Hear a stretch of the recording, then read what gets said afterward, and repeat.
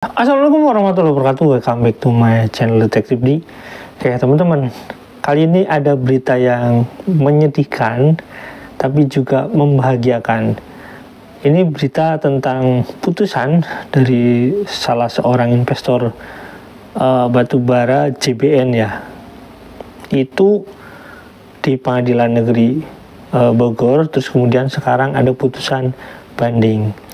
Ini berita ini menyedihkan bagi Yusuf Mansur tentunya ya.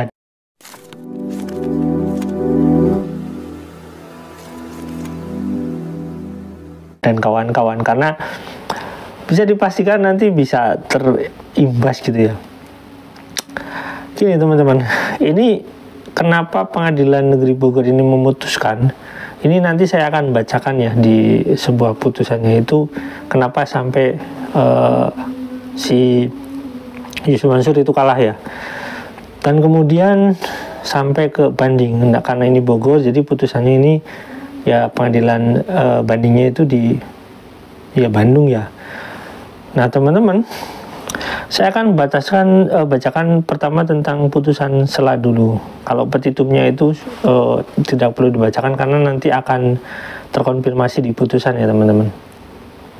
Di sini di 13 Juni ini perkara ini cukup panjang ya teman-teman. Ini aja putusan sela aja 13 Juni 2024. Mengadili sebelumnya putusan akhir menolak eksepsi tergugat 2 sepanjang mengenai kewenangan mengadili secara absolut, menyatakan Pengadilan Negeri Bogor berwenang mengadili perkara ini, memerintahkan para pihak untuk melanjutkan pemeriksaan terhadap substansi pokok perkara perdata nomor 147 PDT IG 2023 PN Bogor tersebut, menangguhkan biaya perkara hingga putusan akhir.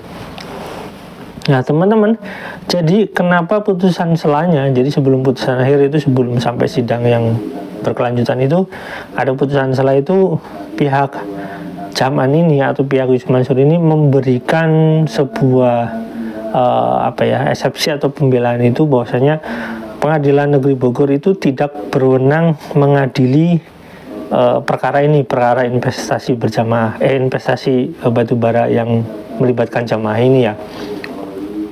Jadi yang berhak berwenang menurut mereka adalah pengadilan agama, dan saya nggak ngerti, mungkin karena memang ada BMT di sana dan ada Darul Quran yang dituntut juga gitu ya. Tapi kan sebenarnya kasus ini berkaitan langsung dengan perusahaan-perusahaan konvensional, dan itu sebenarnya kalau cuma pembagian hasilnya kan jadi nggak substansif gitu ya.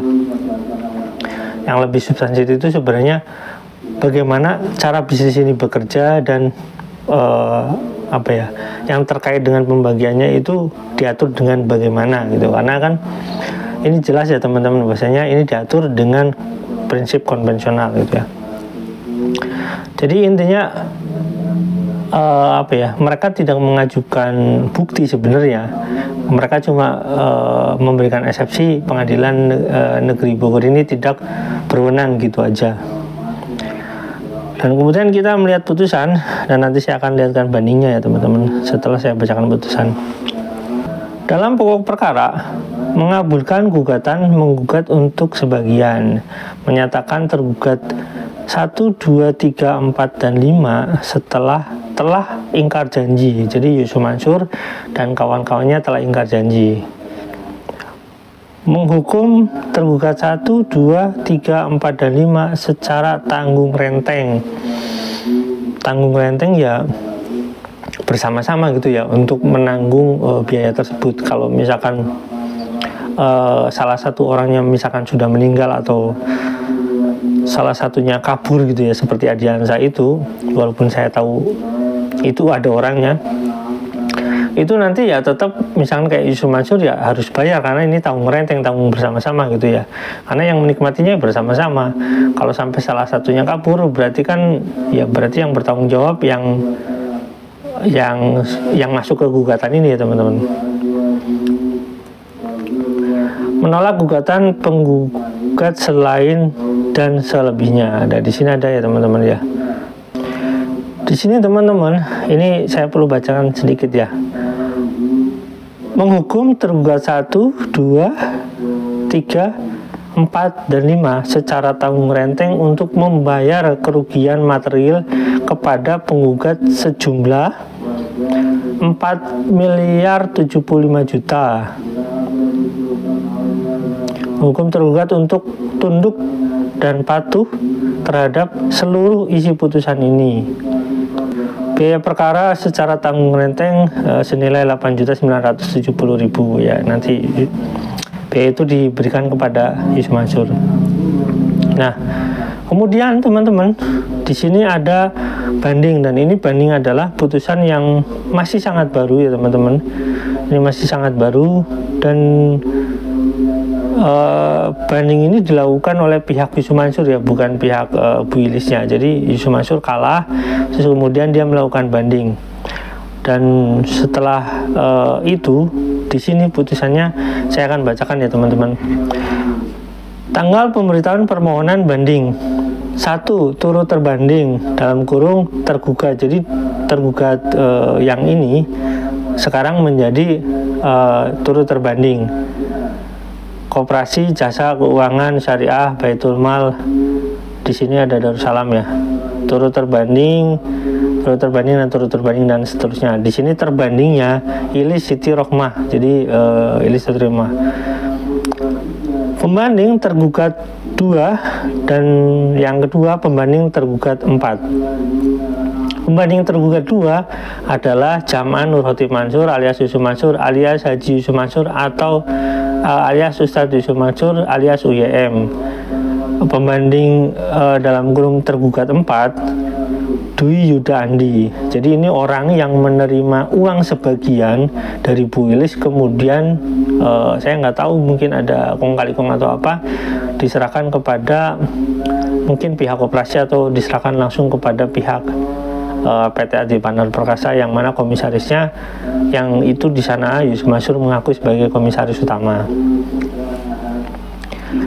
Tanggal penyerahan memori banding di sini sudah dijelaskan teman-teman, dari Kamis 10 Oktober. Jadi perjalanan cukup panjang, tapi kali ini putusannya nggak terlalu lama ya, Oktober, November, Desember. Jadi agak cepat ini teman-teman. Mungkin karena akhir tahun ya, biasanya dipercepat.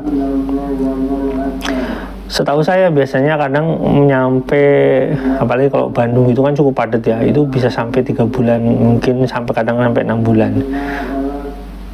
Jadi karena apa? Karena ya saking banyaknya biasanya kayak gitu. Tanggal penerimaan kontrak mandiri banding, memori banding. Jadi memori banding itu diserahkan oleh Bu Ilis ya. Tanggal Selasa 15 Oktober 2024. Tanggal penyerahan kontra memori banding. Kontra memori banding itu dilakukan oleh Yusuf Mansur. Jadi kontra itu berlawanan ya. Memori banding dari Bu Ilis kontra memori banding dari pihak Yusuf Mansur. Selasa tanggal 15 Oktober 2024. Ini masih sama ya. Tanggal pemberitahuan insight. Ini tanggal 1 Oktober Jumat, tanggal 4 Oktober dan Selasa tanggal 1 Oktober. Nah, di sini tanggal pengiriman berkas banding tanggal 21 Oktober 2024. Nah, ini putusan bandingnya teman-teman. Rabu 04 Desember 2024. Jadi udah berapa lama ya? Sekarang itu sekarang tanggal 18 ya teman-teman. Jadi udah cukup lama, cuma saya baru baca ini dan saya juga baru diberitahu tadi malam atau kemarin ya sama Pak Jaini. Dan ini mungkin baru masuk sini ya teman-teman. Mengadili menerima permohonan banding dari pembanding 1 semula tergugat 2 dan pembanding 2 semula tergugat, di sini tergugat 4A tersebut, menguatkan putusan Pengadilan Negeri Bogor nomor sekian Bogor tanggal 18 September 2024 yang dimohonkan banding. Menghukum pembanding 1 semula tergugat 2 dan pembanding 2 semula tergugat 4 untuk membayar biaya perkara dalam kedua tingkat peradilan yang dalam tingkatan banding ditetapkan sejumlah 150.000. Hakim ketua ya nanti bisa disebutkan di sini ya teman-teman. Teman-teman bisa baca sendirilah. Tanggal pemberitahuan putusan banding di sini belum disebutkan ya teman-teman, belum dimunculkan, tapi yang pastinya ke pengacaranya sudah ya. Jadi saya bisa bacakan ini karena pajak ini sudah, jadi ini sudah, apalagi putusannya di sini ini diputus ya tanggal 4 Desember 2024. Oke. Begitu ya teman-teman. Jadi berdasarkan putusan banding menyatakan bahwasanya si pihak Yusuf Mansur ini harus patuh terhadap Pengadilan Negeri Bogor yang mana harus membayar 4.075 juta itu dan tidak berubah, dan itu tanggung renteng, jadi ya mereka semuanya. Dan kalau misalkan Yusuf Mansur itu biasanya kalau menang perkara itu dia langsung panggil wartawan tuh, saya nggak tahu harus bayar berapa itu ya, karena biasanya mic-nya itu berjajar teman-teman, berapa gitu ya. Dan di sana Yusuf Mansur akan cerita, terus dia akan cerita kehebatan dia, biasanya kayak gitu. Tapi kali ini nggak cerita, kenapa? Ya karena kalah. Dan yang anehnya lagi adalah orang yang seperti Yusuf Mansur ini, kalau kalah itu dia tidak mau gitu ya, tidak mau diwawancara biasanya. Dan kalau menang itu manggilnya sampai wartawan berjajar-jajar, itu bisa dibuktikan teman-teman di wawancaranya. Intinya dari permasalahan ini adalah ya silahkan Yusuf Mansur itu mau berbicara apapun di depan media, atau misalkan dia mau nanti ceramah dimanapun tentang kehebatan dia, terserah, tapi faktanya bisa membuktikan bahwasanya ya kali ini teman-teman, kali ini saya meyakini Yusuf Mansur akan kalah, dan itu kekalahan pertama ini akan menjadi jurisprudensi kekalahan-kekalahan Yusuf Mansur berikutnya. Kenapa? Karena ini satu orang yang menggugat teman-teman, satu orang yang menggugat di antara ratusan orang yang ikut investasi di sana gitu ya teman-teman. Masih ada marbot masjid yang nilainya cukup banyak sebenarnya untuk orang seperti marbot masjid ini gitu ya. Terus ada pengusaha yang mantan karyawan BUMN juga ada, pengusaha ini yang sampai satu orang ini sampai miliaran itu juga ada gitu ya teman-teman. Nah intinya ini akan kita kawal sampai Mahkamah Agung ya. Saya meyakini Yusuf Mansur ini bisa dipastikan lah dia akan pasti mengajukan ke kasasi gitu ya teman-teman, ke Mahkamah Agung, dan saya akan kawal ke sana. Kalau perlu mungkin saya akan mengawasi Mahkamah Agung ini cukup secara intens ya. Awasinya bisa dari media sosial, bisa dari kita meneliti ya siapa sih yang memutus, karena belakangan ini kan ramai ya teman-teman, dari kasus-kasus yang diputus di MA itu dalam tanda kutip bermasalah. Oke, baik itu pidana maupun mungkin perdata juga ada masalah ya teman-teman. Sampai sini teman-teman, jangan lupa like, subscribe, dan komen, jangan lupa juga share. Tetap terus bantu usaha kami untuk mencari keadilan, karena bagi rakyat kecil di sini, walaupun ada orang yang punya uang miliaran itu mereka nggak gugat, menunggu yang ini. Bu Wilis ini bukan orang kaya teman-teman, saya harus kasih tahu, Bu Wilis ini bukan orang kaya, dia orang biasa aja, penghasilannya juga tidak cukup banyak. Oleh karena itu sebenarnya ya seharusnya yang punya uang gitu ya menggugat, tapi ya begitulah teman-teman, karena ada support dari teman-teman, Bu Wilis ini tetap berjuang dengan suaminya tentunya.